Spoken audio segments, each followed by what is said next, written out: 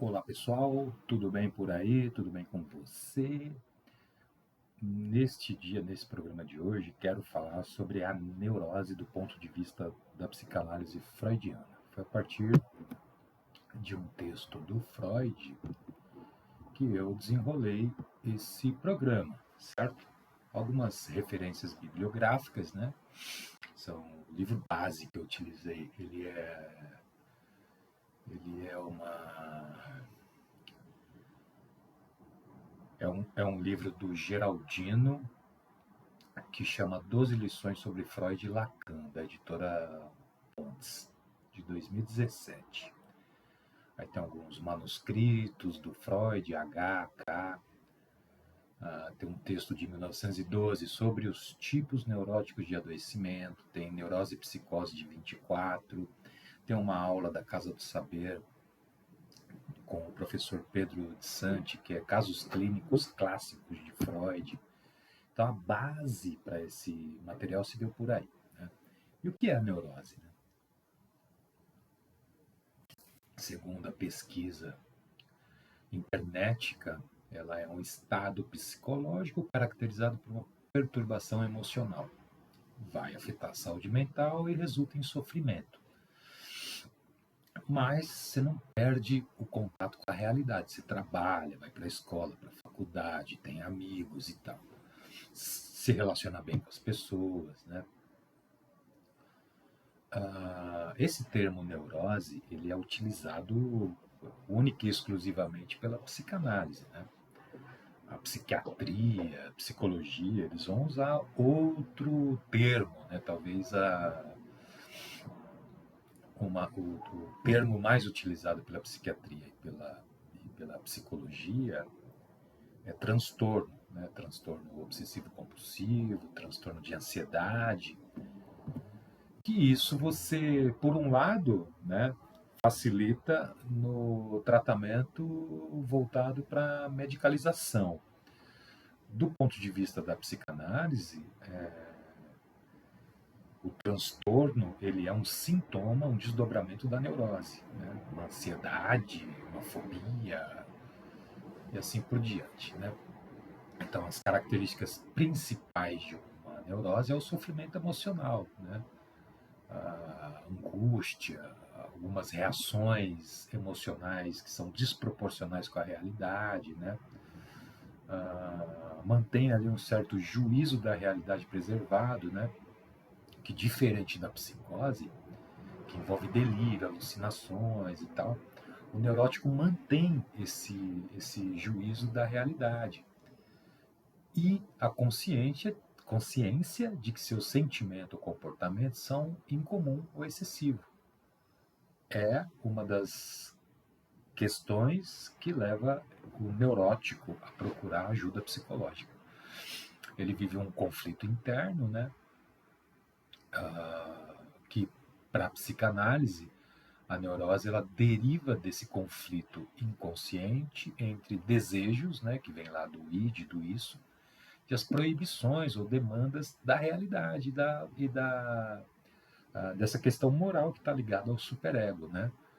E isso faz com que o indivíduo recalque essa situação, essa cena. Né? Então, o mecanismo de defesa que ele usa para suportar esse conflito inconsciente entre um desejo interno e uma proibição para a realização desse desejo, ele recalca, porque assim ele não tem mais esse desejo aparente. Viram outros.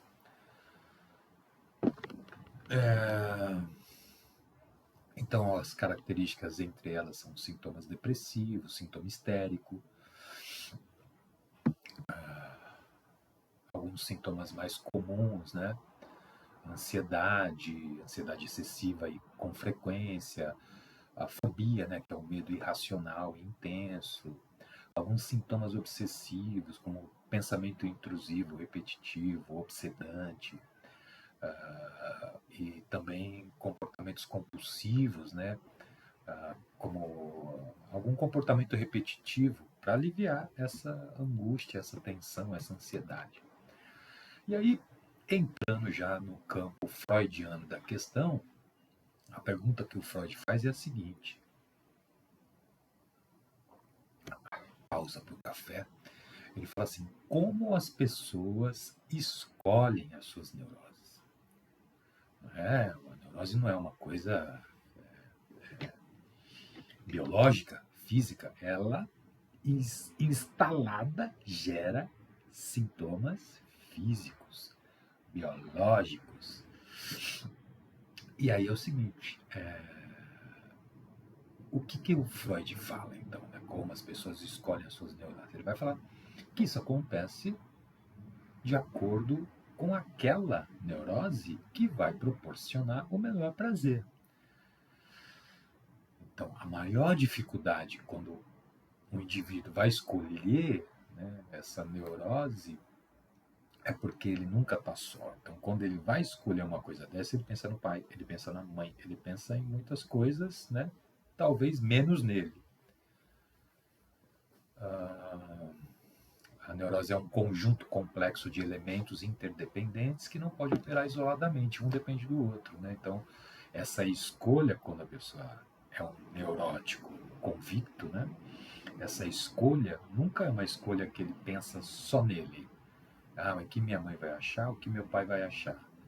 Será que eles vão gostar? Será que eles não vão gostar? Será que vai ser bom? Será que não vai ser bom? Será que eu vou ser amado ou vou ser odiado por eles? Será que eu vou passar vergonha ou vou ser engrandecido diante deles? E aí esse triângulo, né, existente entre pai, mãe e filho, né, a mãe se torna ali o primeiro amor dessa criança, e o pai é o cara que é o representante da lei, ele é o responsável pela aplicação da lei, pela castração. E aí esse complexo que existe nessa relação, ele traz representações inconscientes na vida psíquica, né? O filho, como é que isso pode se dar, né? Essa saída dessa relação entre filho, pai e mãe. O filho pode demonstrar um medo ao pai, ele é grande, ele é real, ele é forte, ele que traz a comida, ele que supre as necessidades da família. Ou o filho pode demonstrar uma certa hostilidade contra o pai, porque ele é o rival, é o pai imaginário, porque ele não é rival. A mãe é a esposa do pai, o filho não tem nada com a mãe. Ou esse filho pode demonstrar uma falta de confiança no pai, que é o pai simbólico, ele também é castrado, então não confio nele. E o que determina a estrutura clínica, a neurose da pessoa, né? É a maneira como a sua história acontece, vai se desenrolando com o tempo, como os pais vão desempenhando o papel dele nesse núcleo familiar, como o próprio filho apreende e interpreta esses acontecimentos, né? Ah, ele não gosta de mim, ou ele gosta muito de mim. Ah, ela não me ajuda, só ajuda o outro irmão. E o outro irmão é o preferido, eu não. Então, o que é a castração? É a função pai que separa o filho da mãe. É o limite. Esse menino está grande já para ficar nessa situação. Esse menino está grande para ficar tomando banho com você. Esse menino já não está mais na idade de ficar dormindo na cama sempre com você quando eu não estou, né? Então o pai é o cara chato que vai falar, para com isso aí. E o resultado disso pode ser o sofrimento ou as portas se abrir para uma subjetividade mais sadia, saudável desse caboclinho, né? E aí a criança, né, contra esse sofrimento de sair de perto da mãe, porque é um sofrimento para ela procura se defender com mecanismos mais diversos possíveis, né? E esses mecanismos podem ser o recalque, o desmentido ou o repúdio, ou forclusão, como dizia Lacan. Mais uma pausa para o café. Falou em Lacan, é pausa para o café. Falou em Lacan, é o silêncio na análise, né, cara? Aquela angústia que a maioria das pessoas tem quando se faz um silêncio. Todo mundo quer o quê? Encher esse espaço vazio. Se é a boca, a pessoa quer encher a boca. Ou de fala, ou de comida, ou de cigarro, ou de bebida, ou seja lá o que for, ou com o dedo na boca, ou com a chupeta, né? Vimos recentemente a chupeta na boca de adulto. Então, Freud parte do princípio de que havia 3 estruturas clínicas: a neurose, a psicose e a perversão. Na neurose, ele entende que o mecanismo de defesa é o recalque, onde a criança aceita ser castrada, mas com a condição de manter essa castração afastada do inconsciente dela. A neurose é o resultado de um conflito com recalque, sem solução. Você não tem solução. Quando você recalca, você está colocando para baixo do tapete uma situação da qual você não reagiu. E aí ela volta ou nem sai, né? Fica te perturbando durante anos com os diversos sintomas. Na perversão, o mecanismo é o desmentido, que é a renegação ou a recusa da realidade. Você nega mais de uma vez, né? Eu renego que esse cara é quem me castra. Né? Então você fica com uma personalidade mais voltada para perversão, né? Onde a pessoa aceita em princípio a castração, mas se dá o direito também de desmenti-la. Eu aceito, tal. Faço de conta que aceito, mas eu vou e burlo a lei, né? Ela é, a perversão, uma renegação da castração, e com uma fixação na sexualidade infantil. É uma hostilidade contra o pai o tempo todo, né? Assim como na neurose é um medo do pai, na perversão é uma hostilidade contra o pai, e na psicose é a falta de confiança nesse pai. O mecanismo é o repúdio, a rejeição, a forclusão. O sujeito rejeita a castração antes que ela seja integrada no inconsciente. A psicose é a reconstrução de uma realidade alucinatória. Então, a neurose obsessiva, ela é inventada por Freud, é uma neurose de coerção, né? É aqueles pensamentos te convencem a fazer uma outra coisa. A origem dela pode se dar num conflito psíquico infantil, né?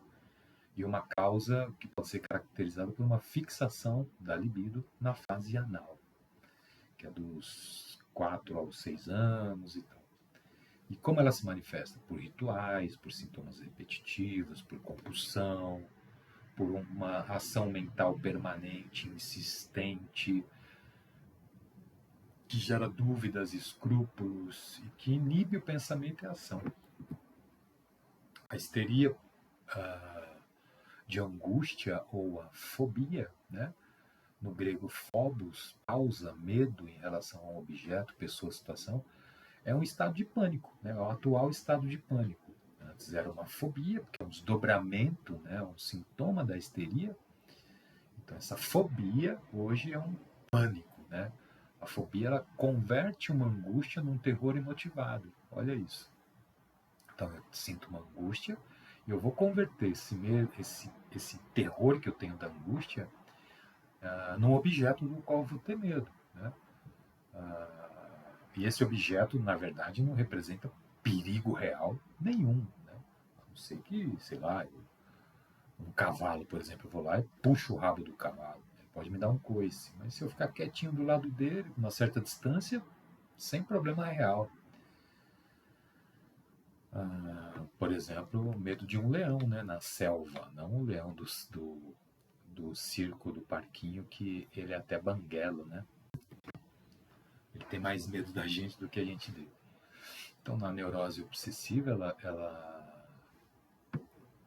eu já falei, né, da neurose obsessiva. Então, a neurose atual é outro termo também utilizado pelo Freud, não se origina lá no complexo de Édipo, não tem significado interpretável, não dá para analisar. E o Freud considerava ela estéril do ponto de vista psicanalítico, embora o cara que procure receba benefício, né? Então, o que acontece na neurose atual quando ela ocorre? A pessoa se vê impedida da prática sexual, né? Temporariamente, óbvio. Às vezes isso acontece por uma doença, ou por uma ausência, ou por uma gravidez, né, que impede a pessoa de exercer a sua vida sexual razoavelmente bem, né? Aí o recurso que ele vai utilizar para essa abstinência sexual que foi forçada, né, entre aspas, é a masturbação continuada. Que isso pode levar a um estado de tensão psicológica, né, que vai desaparecer quando tudo isso se normalizar, né? E não há necessidade de terapia, de análise, né?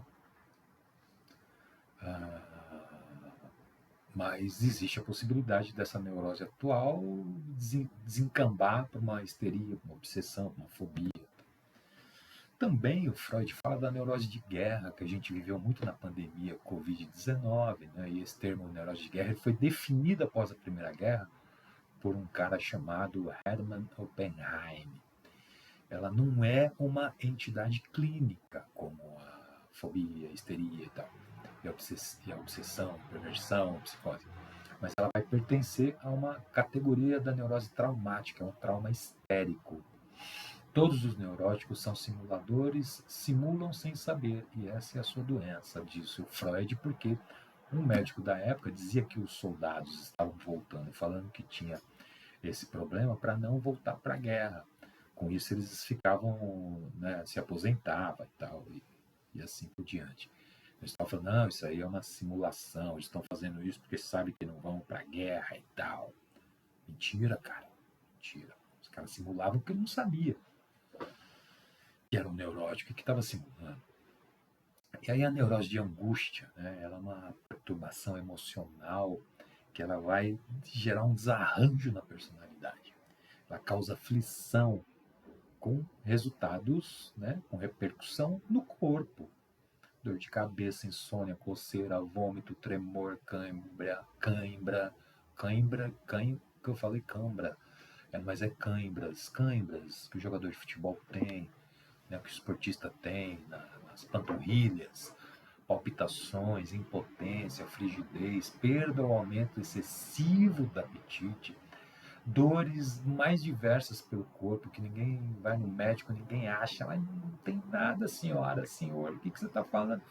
Sensação de sufocamento, o médico fala, procura um psiquiatra, procura um psicólogo, procura o Getro, cara, fala com o Getro, que aí ele vai te escutar um pouco para tentar compreender o que é que pode estar acontecendo com você. Desarranjo intestinal, alergia, etc. Muitas coisas acontecem a partir da neurose. Eu li um livro que é de 1900 e bolinha com sabão, que o cara fala exatamente isso. 99% das doenças são causadas primeiro no aparelho psíquico, começa aí dentro. E aí a pessoa nessa situação, nessa angústia, ela fica desesperada, porque ela acha que isso nunca vai acabar, ela nunca vai se livrar disso. Quando essa crise de angústia chega, né, ela vem, ela deixa também essa expectativa de que, porra, isso pode acontecer de novo. E é esse estado que caracteriza a neurose. O remédio não funciona, é paliativo. A psicanálise é objetiva nisso. E aí o Freud também fala da neurastenia, que é um termo completamente em desuso, mas que é extremamente real e talvez o mais real na clínica atual, que é um estado neurótico da qual a fadiga, o cansaço é o principal sintoma. A pessoa dorme mal, acorda mal, fica exausto, esgotado, tem nevralgia, tem enxaqueca, distúrbio gastrointestinal, se irrita com facilidade, é impotente no sexo, preguiçoso, tem um esgotamento emocional, que pode ter cura, que tudo isso também pode estar associado a práticas sexuais que foram frustrantes, né, como esses interrompimentos da prática sexual com viagem, doença, gravidez, ou a masturbação frequente também pode levar a esse estado, né? Para o neurastênico, a vida é amarga, a atmosfera é sufocante, o horizonte é limitado e o mundo desconfortável, parece uma poesia. Todos conspiram contra ele, todos estão contra ele. é minucioso, é ordeiro, vê defeito em tudo, tem um padrão de moralidade e honestidade que ele é facilmente afetado pela vida em sociedade. Né? E qual é a diferença entre a neurose e a neurastenia? Qual é a principal diferença disso? É que neurose, ela é um termo que é um guarda-chuva, né? que ela vai, que ela vai abraçar os transtornos de ansiedade que não vão afetar o contato com a realidade. Enquanto a neurastenia é um termo mais específico, né, e hoje considerado antigo, para uma síndrome de fadiga crônica. Então, hoje a psiquiatria, né, por meio do DSM, pode usar como um transtorno, né, de fadiga e assim por diante. E aí ela causa, sim, essa fadiga crônica, exaustão, fraqueza. A neurastenia, ela descreve um tipo específico de sintoma, o cansaço, enquanto a neurose engloba uma gama maior de problemas, ansiedade, obsessão, fobia, né? Mas sem romper a, com a realidade, né? Como é o caso da psicose, o que diferencia ela dessas outras neuroses, né? É que ela não rompe, quer dizer, que ela rompeu com a realidade, diferente da neurastenia, de uma neurose. Né? A psicose rompe. A realidade é o que ela traz de dentro para fora. O que está acontecendo fora pouco importa. E aí, né, vamos para uma história do pequeno Hans, que é a análise de uma fobia em um menino de 5 anos. Esse caso é de 1909, é uma criança que o Freud acompanhou indiretamente, né, à distância. Na verdade, ele supervisionava o pai da criança, ele atendeu o pai da criança. Hans faz 3 anos e seu pai inicia as anotações, né, sobre o comportamento, sexualidade dele, né, o que ele fazia, falava, como ele se comportava.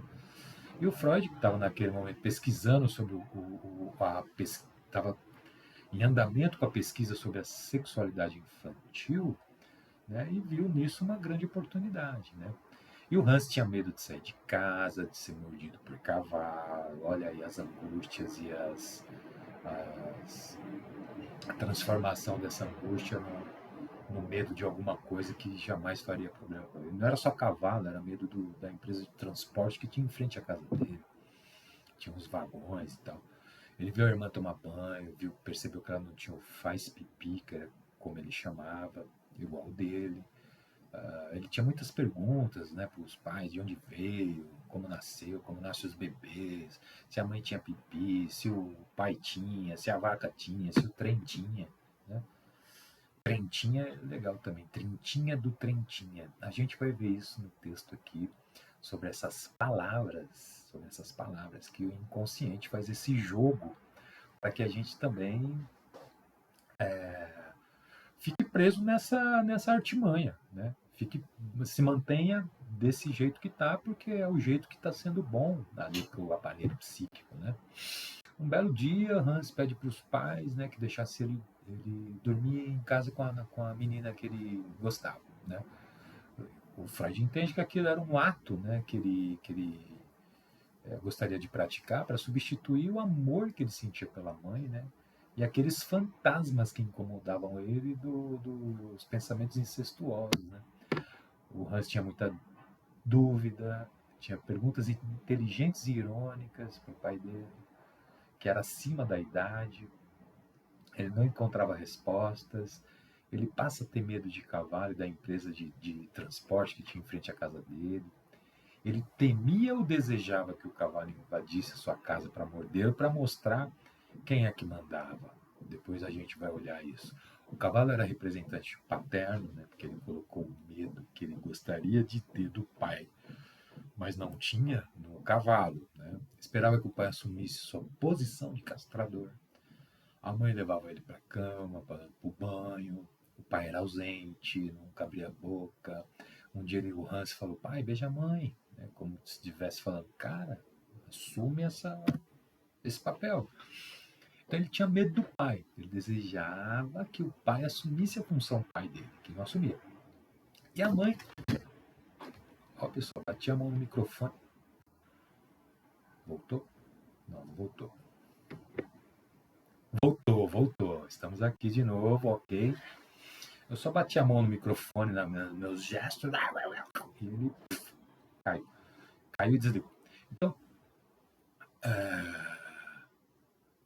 ele tinha esse medo do pai, ele desejava que o pai assumisse a posição pai dele, e a mãe fazia um movimento totalmente oposto, né? Dando mais carinho, atenção, chamando para perto, sexualizando no bom sentido, né? A relação com o filho.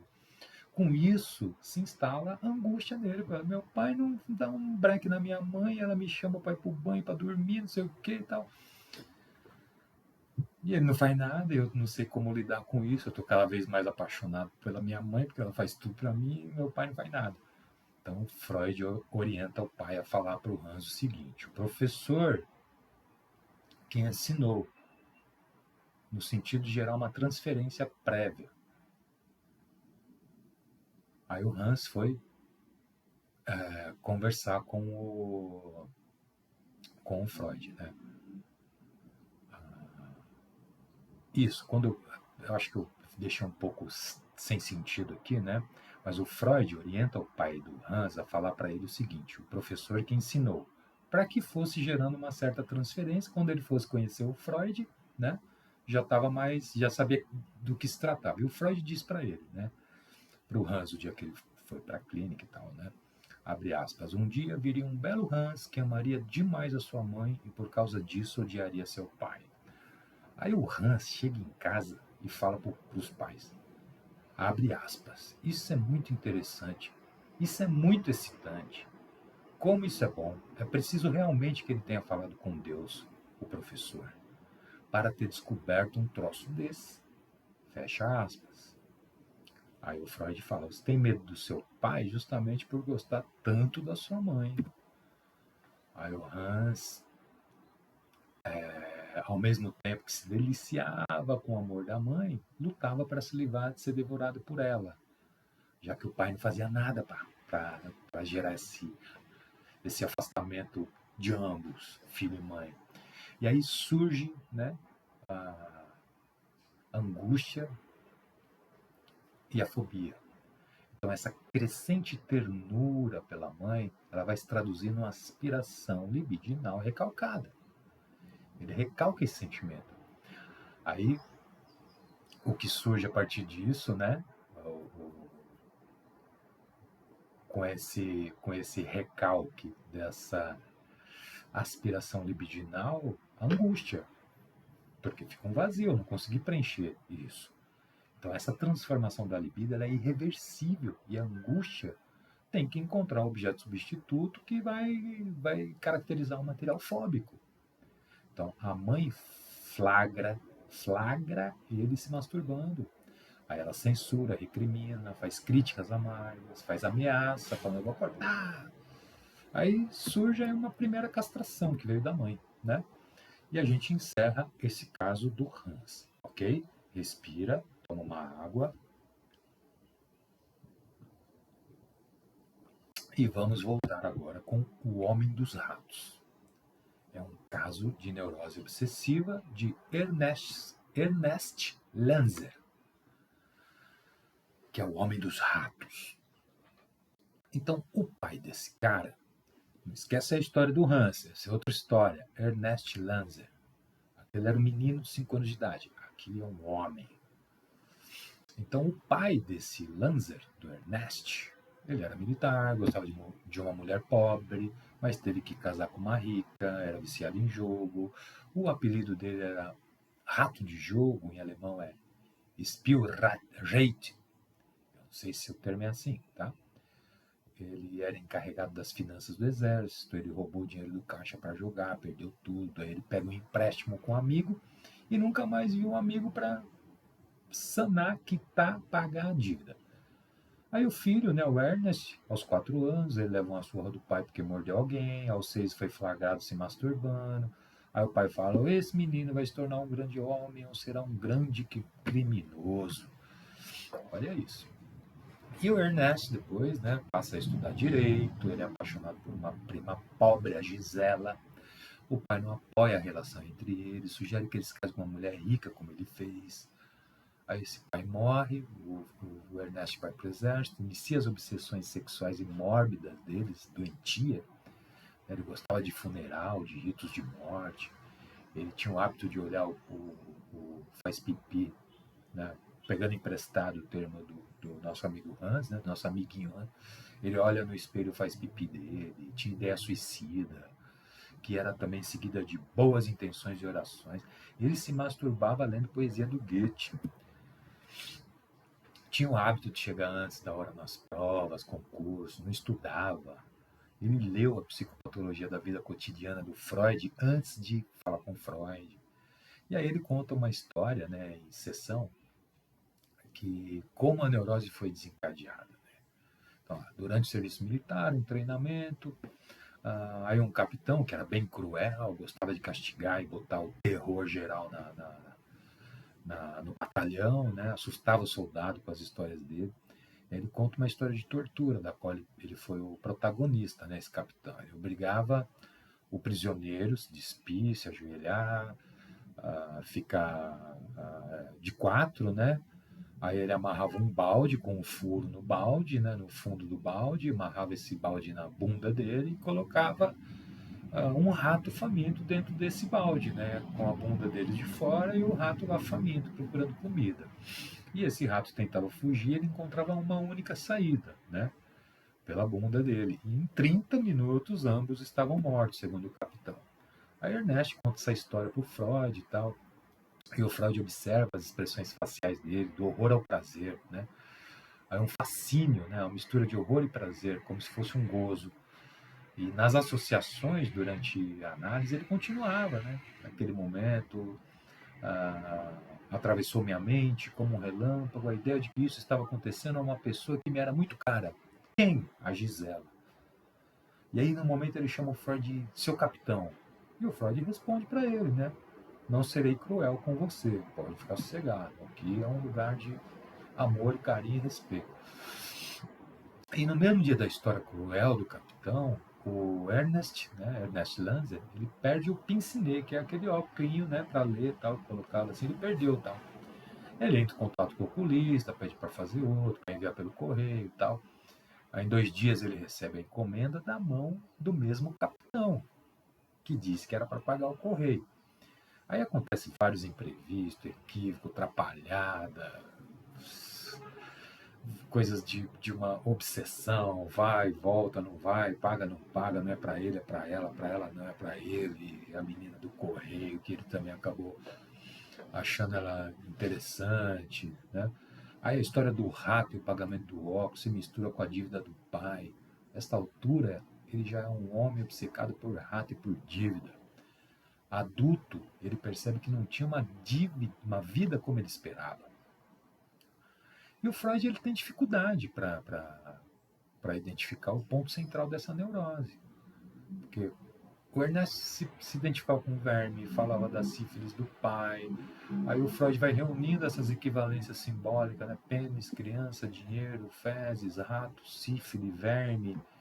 Onde que está aí o X da questão, né? De repente ele tem ali um clarão, né? Ou pontos verbais que faz com que ele acesse o inconsciente do camarada. Não ele, né? O próprio cara ali em análise acaba indo por esse caminho. Aí ele começa a identificar esses elementos linguísticos, né? E vão relacionar algumas palavras, né? Rating com 2 T's, ratos, rating com um T, prestação, pagamento, dívida. Então essas palavras já faziam parte do inconsciente dele, né? Que ligava rato à dívida, o deslocamento dessas letras, né, para camuflar o sintoma. Então, a referência ao pai como jogador, Spielrate, ao casamento em alemão, Heiraten, mostraram como o recalque age no inconsciente porque a cura volta pelas palavras.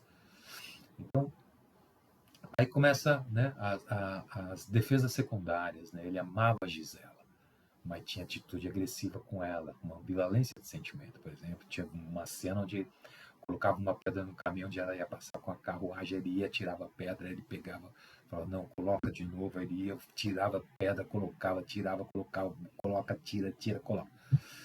Então, ele, no fundo, ele não queria provocar um acidente dela. E aí ele rezava, né, da seguinte maneira, em análise, né, que Deus proteja a Gisela, né, repetia isso, que Deus proteja a Gisela, que Deus proteja a Gisela. E ele tinha o maior medo de falar não, né? O não podia aparecer. Que Deus não proteja. Né? Em uma hora aparece, porque aquilo está no inconsciente dele, essa ambivalência de sentimentos, de valores. Né? Ao mesmo tempo que Deus proteja, Deus não proteja também, porque eu estou com ódio. E aí termina a análise, ele se casa com a Gisela, por escolha própria, contra o desejo do pai, ele se forma advogado, ele é convocado para o exército, e aí ele morre, porque aí o Freud diz o seguinte, né, para encerrar. O paciente, a quem a análise que acaba de ser relatada restituiu a saúde psíquica, foi morto durante a Primeira Guerra, como tantos outros jovens de valor, em quem era possível depositar muitas esperanças. Né? E aí aqui a gente encerra mais uma oficina, né? Essa é a oficina de psicanálise que eu tenho feito todo mês. E aí eu aproveito para fazer um programa. E o tema é a neurose. Né? Por quê? Porque que tem muita gente que me pergunta em análise, não é porque eu sou neurótico, talvez porque você vier procurar a análise, está se sentindo desconfortável, tem uma perturbação, tem muitas perguntas, muitos questionamentos, a sua vida não está desenrolando como você esperava. Então a neurose pode ser a grande responsável por tudo isso, que é facilmente identificado numa análise. Né? Então eu agradeço, eu peço para que você compartilhe, que você curta, né? Independentemente de de eu ser um cara com milhares de seguidores, o que eu faço aqui é me dedicar a escrever um tema, né, sobre um determinado assunto específico da psicanálise e estudar. Eu fico estudando isso, perguntando para quem sabe, assistindo cursos, lendo o livro do Freud, para chegar aqui e fazer isso que eu estou fazendo, entregar para você que gosta do programa um material com base no estudo de pessoas que falaram sobre esse tema, certo? Então é isso que eu te peço, se puder compartilhar, curtir, divulgar, fazer comentário, tudo mais que possa contribuir para que isso chegue até outras pessoas. Valeu?